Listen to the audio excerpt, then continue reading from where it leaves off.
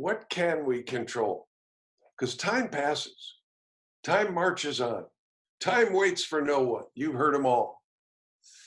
Uh, we can control only two things: what we do and when we do them. Well, I think you can control how you do things as well. So I thought I'd start with the best first. That's Floyd on the left, and that's me on the right. And I want to give you probably the most important time management principle he ever taught me, we ever taught our students, I've ever heard.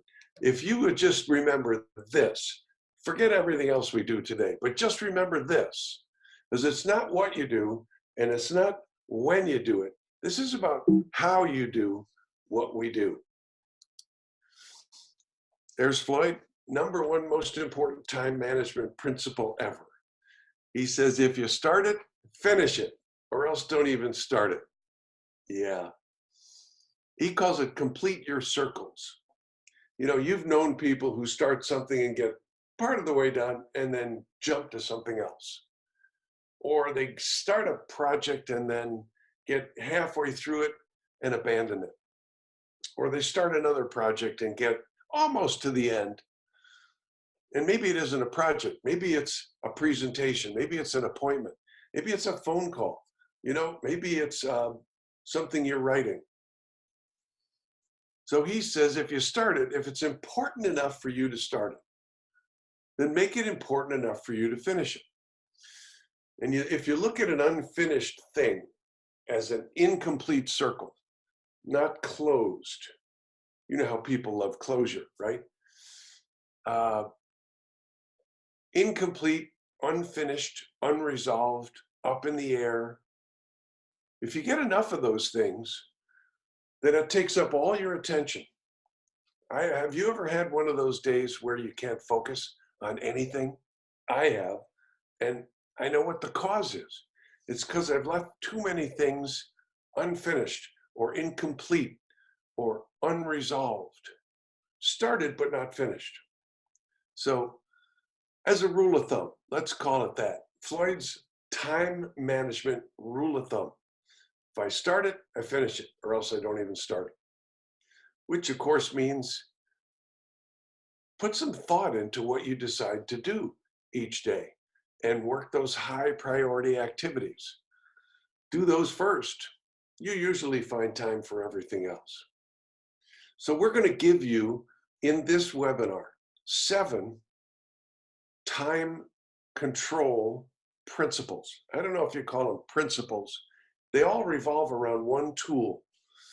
And I want you to treat today's webinar like all webinars, like all training you go to. You know, one size never fits all. It's like that financial risk analysis, you know, the hot button that we teach in the program. It shows you all of the conditions that could exist that would cost somebody money. And you're never going to run into anybody where every single one of those things apply. Of course, you'll never run into anyone where at least one of them doesn't apply, which is the beauty of that tool. And so that's what I'd like you to do with today's webinar, is treat it like the Caesar's Palace buffet. It's not that expensive. What was your ticket price today? Yeah, that's right. In other words, when you go to a buffet, you can take all you want, but leave what you don't and eat what you take, okay? That's all I would ask. So here we go. We're going to give you a power tool today. And each of the 7 time control principles, techniques, ideas, thoughts that you get are directly tied to this one power tool. Now, if you know Floyd, you know he was a woodworking enthusiast, and he owned every piece of equipment a woodworker could own. And what he said was, when you bring home a new piece of equipment and you figure out how to use it for one thing, if you get really good at it, you discover other uses for it. That's the beauty of power tools. These power tools are very versatile. So I'm going to give you some uses for each one of those tools, okay? Say okay. Okay, here we go. There it is to your right. You see that thing? It's called a year at a glance calendar. Everybody on the webinar will get access to one of these. Take it to your local Office Depot, have one printed up 11 by 17. Here's mine. I carry it around with me. It's color coded, and you don't carry around just your things to do today. You don't carry around just your smart week, your calendar. I mean, get a look at a year at a glance. Fly up in the air. Get that bird's eye view, a bigger perspective. Because remember, we can't control time. What can we control? What we do and when we do it. So we're going to look at taking this year at a glance calendar. And there are certain things you do once a year. There's certain things you do twice a year. Certain things you do quarterly, 4 times a year, every 90 days. Some monthly, some weekly, some daily. And then there's occasional things that you do only as needed. And if you'll take these 7 ideas and put them into practice, that's how you get in control of, and I'm not going to say time, what you do and when you do it. More planfulness. So we're going to start with your annual year at a glance things to do.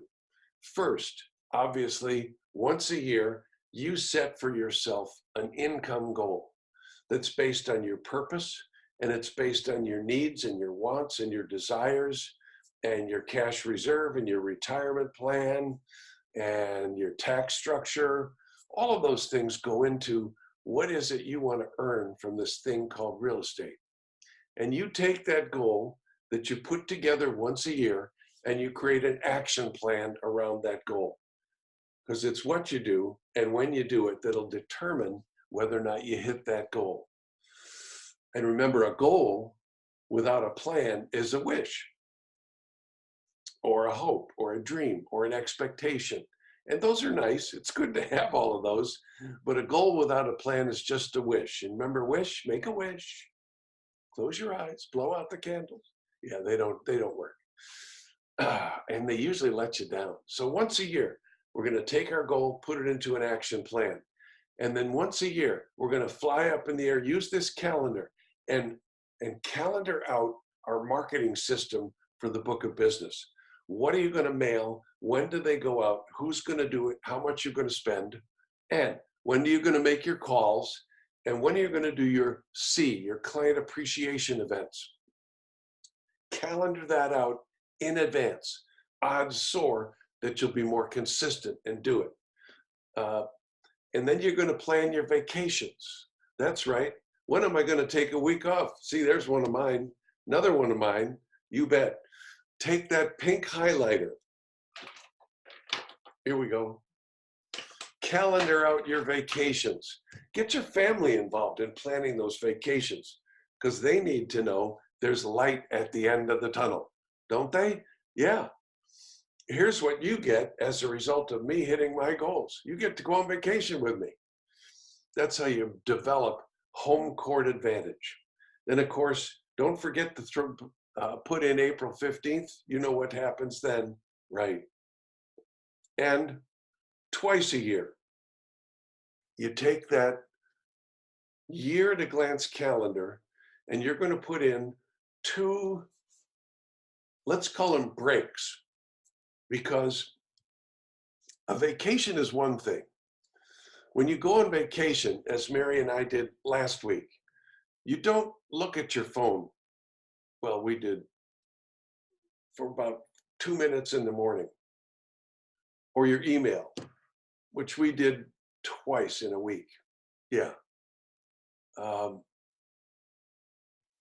You leave home and you go somewhere and work on your business.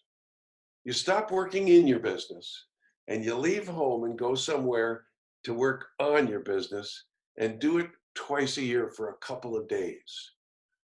What makes you wealthy, rich? Is it hard work? No. Because if hard work was the only thing you needed to become rich, then construction workers, ditch diggers, road builders, they'd be the richest people in the world. That's the hardest work I can think of. except cleaning up after the elephants.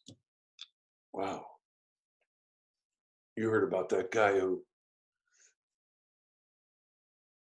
walked behind the elephants in the circus parade cleaning up, and his friends made fun of him and said, "Why don't you quit?" He says, "What, leave show business?" Anyway, thank you, by the way, for some of the feedback I've gotten that you like these webinars. I especially like the one piece that said, "You're not as funny as you think." Anyway, twice a year, what you're going to do is go somewhere, leave home. So it's not hard work. It's not smart work. It's inspired work. You can't get inspired at home. You got to leave home, get out of your comfort zone. So we do it twice a year, just before the middle of the year. That's a perfect time to do a checkup from the neck up. That's what we do at Master Sales Academy. There it is, June 1st and 2nd. And just before the year's end, before the holidays start, we do our business breakthrough. That's your 2-day business planning workshop. So halfway through the year, take a 2-day break, go away somewhere, and figure out, how am I doing toward my goal? What progress have I made? How much further do I have to go? What do I have to do to hit that goal? And then at the end of the year, before the holidays get you all caught up in it, you need that clarity, and you go and you do for 2 days a business planning workshop. We call it the Business Breakthrough. We hope you join us for both of those events. Then every 90 days, here's what Floyd tells you to do. Look at your rocks. Now, what's a rock? A rock is a portion of a big annual goal. Like, one of your rocks might be your marketing system, to put your marketing system completely in place. Well, what can you do in the first 90 days?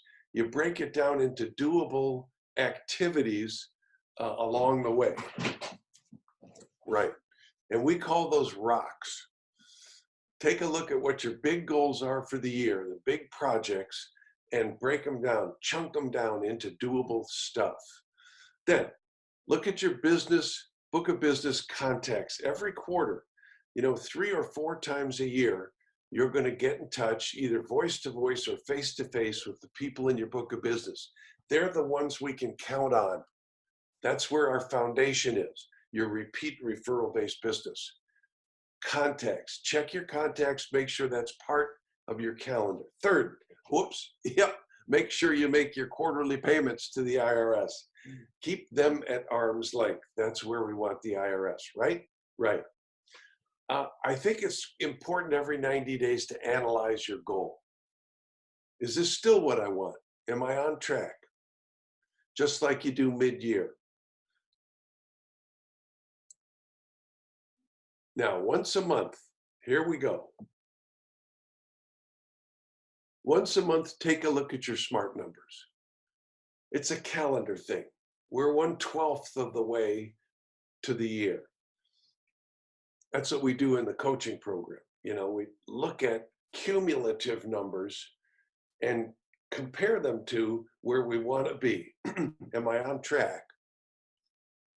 Am I 1/12 of the way? Now, you could do this every 10 weeks. That way the math would be easier. Yeah, percentage of being on track or not.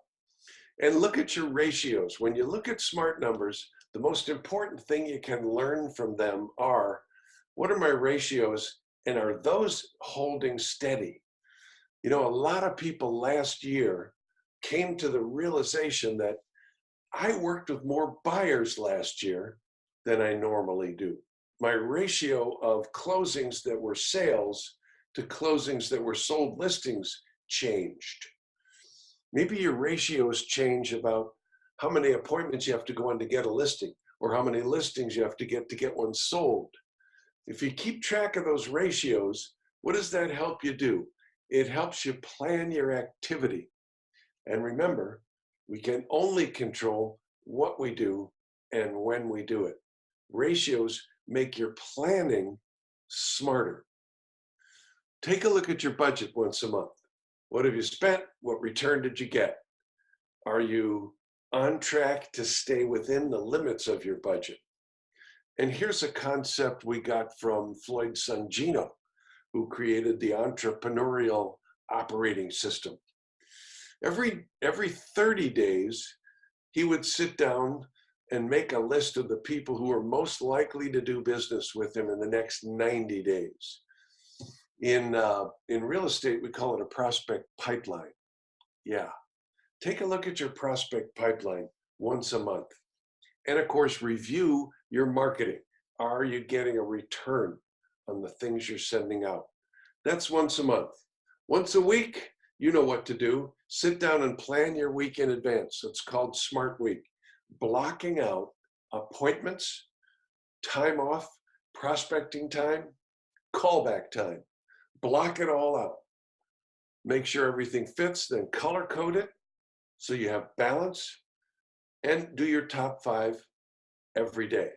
Once a week, you should have a session where you get coached, where a third party or a group takes a look at and helps you take a look at your business. It might be a mastermind group, could be a networking group, could be an R-squared coaching team. But once a week, you want to get into a rhythm of doing that. And of course, take a day off once a week. That was something Floyd required of every student for the first 20 years of his program. And he required it of himself as well, and of all of us who work with him. Take a day off, because you come back nicer from a day off. And remember the formula: starting every Monday, work on bringing in a saleable listing first. Separate lookers from buyers, show and sell in-house inventory. Starting every Monday, follow the formula and do the assignments. Which assignments? Well, the one from the program, the one from R-squared, one from live stream. You know, the assignments, the things to do. Those 5 things that make all the difference. You know, I've heard this said many times. The majority of what you want to accomplish in this world will be a result of doing a handful of things. 5 things. Yeah, talk to people, get indoors, build your book of business, plan your week, train your brain. You know how to do that. It's weekly. Every day, train the brain. That's your morning routine. Could also be your evening routine. That is, get into a place of quiet and think. Express gratitude. Ask for guidance. It's a really good way to start the day. Get your perspective. Train the brain. Recite the master salesperson's pledge. I am a master salesperson. You know that. As such, I'll always be guided to do and say the things that contribute to my success. Do that every day at least. Get your head on straight. And every day do your top 5 things to do. Take a look at your to-do list. Think, what's important? What's going to get me closer to my goals? Because when you get closer to your goals, you can help everybody else. If you're way off track, don't try helping the world. You know what they say on the airplane? In the unlikely event of a loss of cabin pressure, oxygen masks will drop down from the ceiling. Do you help everybody else on the plane first? No, they say, put your mask on first and then help the person next to you who might be struggling. And here's the last thing: as needed. Yep. Every once in a while, you're going to feel like I'm overwhelmed by everything I'm trying to get done.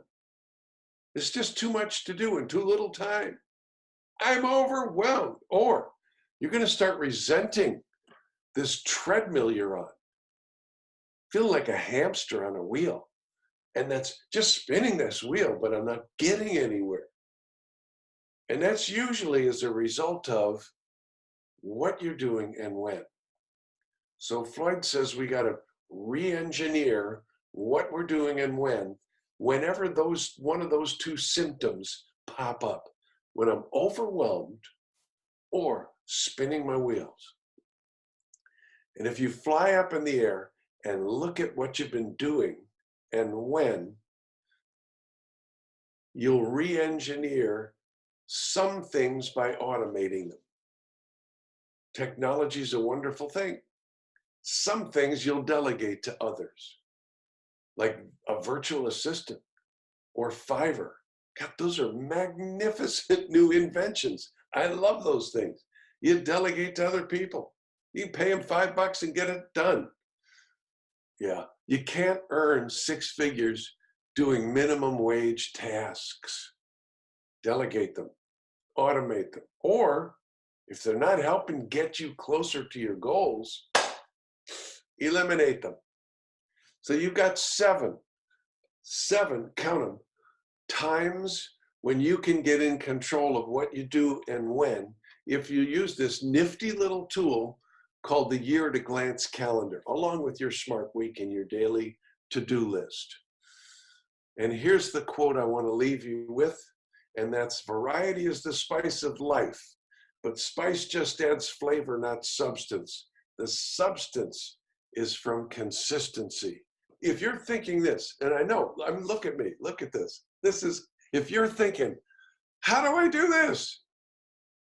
Well, there's 2 ways that you can do this. The first is do it yourself, all by yourself. Yeah, we're independent contractors, right? I love being independent.